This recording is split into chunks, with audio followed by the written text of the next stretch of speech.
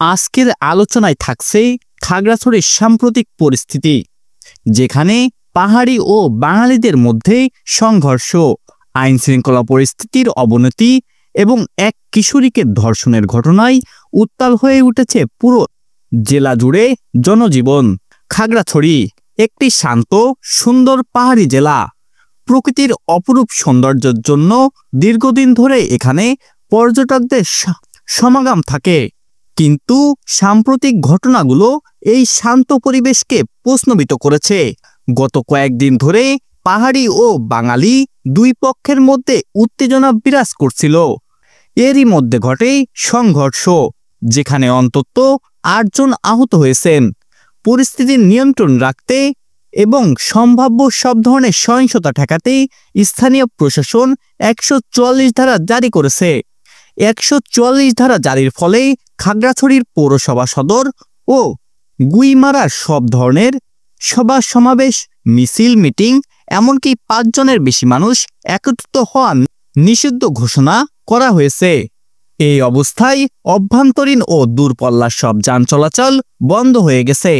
ফলে পর্যটক বিপাকে পড়েছে, ব্যবসা বাণিজ্যে ধস নেমে এসেছে, আর সাধারণ মানুষের ভোগান্তি বেড়েছে বহুগুণে।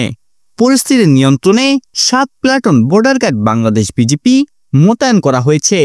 পাশাপাশি পুলিশ ও আইনশৃঙ্খলা বাহিনী টহল দিচ্ছে বিভিন্ন এলাকায়। পুরো এলাকা জুড়ে উত্তেজনা ছড়িয়েছে আরেকটি ঘটনাকে কেন্দ্র করে। গত ২৩ সেপ্টেম্বর রাতে বাসায় ফেরার পথে ৮ম শ্রেণীর এক মারমা কিশোরী সংঘবদ্ধ ধর্ষণের শিকার হন। এই ভয়াবহ ঘটনার প্রতিবাদে বিক্ষোভে ফেটে পড়েছে স্থানীয়রা। জেলার বিভিন্ন স্থানে যৌথ ছাত্র জনতার ডাকা অবরোধ পালিত হয়েছে। অবরোধ চলাকালে সড়কের টায়ার জ্বালানো হয়, গাছ কেটে সড়ক অবরোধ করা হয়।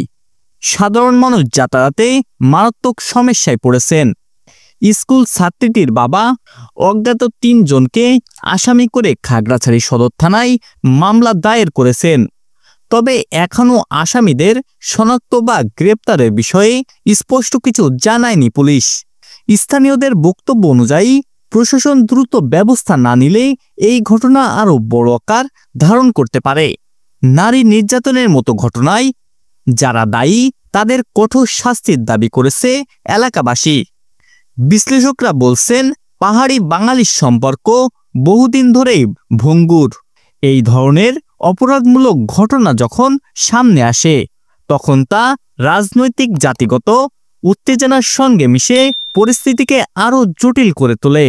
এর ফলে আইনশৃঙ্খলা রক্ষাকারী বাহিনীর সামনে একদিকে শান্তি বজায় রাখা, অন্যদিকে অপরাধীকে বিচারের আওতায় আনা চ্যালেঞ্জ তৈরি হয়। সাধারণ মানুষের প্রত্যাশা একটাই, ন্যায় বিচার নিশ্চিত করা হোক, দোষীদের আইনের আওতায় আনা হোক এবং পাহাড়ে শান্তি ফিরিয়ে আনা হোক। বর্তমানে খাগড়াছড়ি থমথমে, দোকানপাট আংশিক খোলা থাকলেও মানুষ ভয়ে ঘর থেকে বের হতে চাইছে না। পর্যটক কেন্দ্রগুলো প্রায় ফাঁকা হয়ে গেছে।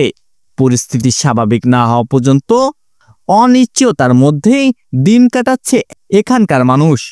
খাগড়াছড়ির এই উত্তেজনাপূর্ণ পরিস্থিতি কেবল স্থায়ী নয়, আন্তর্জাতিক পর্যায়েও আলোচনার জন্ম দিয়েছে। প্রশ্ন উঠেছে, আইনশৃঙ্খলা বাহিনী কি যথেষ্ট সক্রিয়? প্রশাসন কি সময় মতো উদ্যোগ নিয়েছে? আর ধর্ষণের মতো নাশকতা ঘটনার বিচার নিশ্চিত করতে পারবে কি এই সরকার?